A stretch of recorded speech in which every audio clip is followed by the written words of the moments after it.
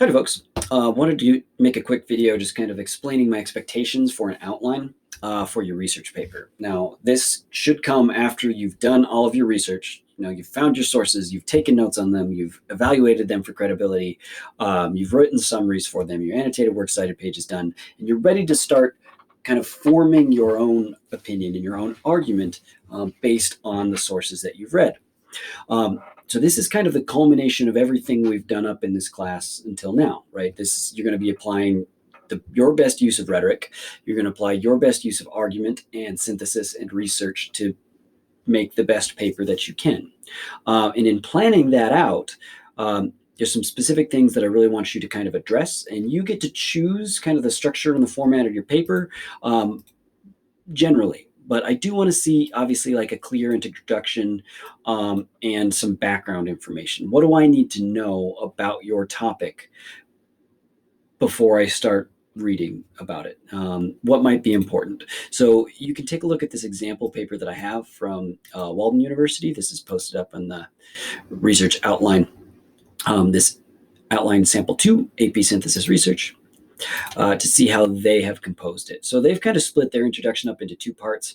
One, just general introduction, and then two, more specific background, so historical references to their idea of mental health problems. That was their research project.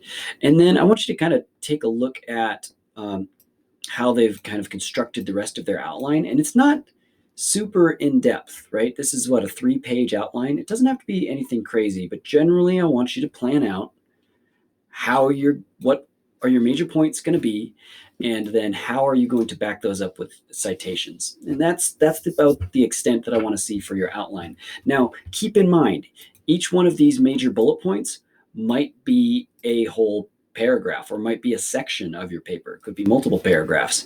And so I do kind of want you to plan out, okay, here's what this section of my paper is going to be. Not necessarily just here's what this paragraph's about, but here's what sort of my subtopic is going to be. Because I will ask that you put in some subtopics, and I've got examples of those in my sample paper too. Second thing is just making sure you know how to use this bulleted list tool.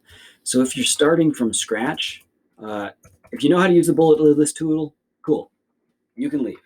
You can pause this video and get to work. If you don't know how to use the numbered list tool, I'm going to show you because it's essential. This is one of the things that I'm going to be looking at to see if you can practice with.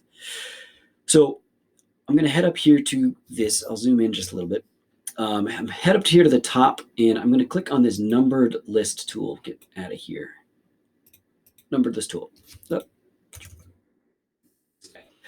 personally, I like to use this one because it's got the Roman numerals, the letters, and the numbers. So it's clear for me to see my delineation between my hierarchy of levels.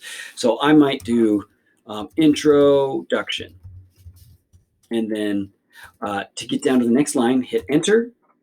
And then I don't want my next bullet point to be right underneath my previous Roman numeral. So I hit the tab button. Tab moves things to the right. So, and then I'm going to plan out my introduction. What do I want to lead with? So I'll do my hook. I'll do a, info to know. I'm just pulling this off the top of my head. Background information, key terms. And, I'm not necessarily, this isn't going to be a sentence by sentence, play by play. This is going to be the ideas that I'm going to touch on in my introduction and probably going to end with my thesis. Generally, that's how you want to play it out. Okay. And then within each one of these, I might put more info, right? So notice how I put my cursor back at the end of this line, hit enter, and then I pressed tab. You can also use these guys, these little bumpers up here, increase indent, decrease indent. So I can move these anywhere. And notice how these change as I move one of my bullets here. So see how the rest of the bullets change? It makes organizing things so much easier.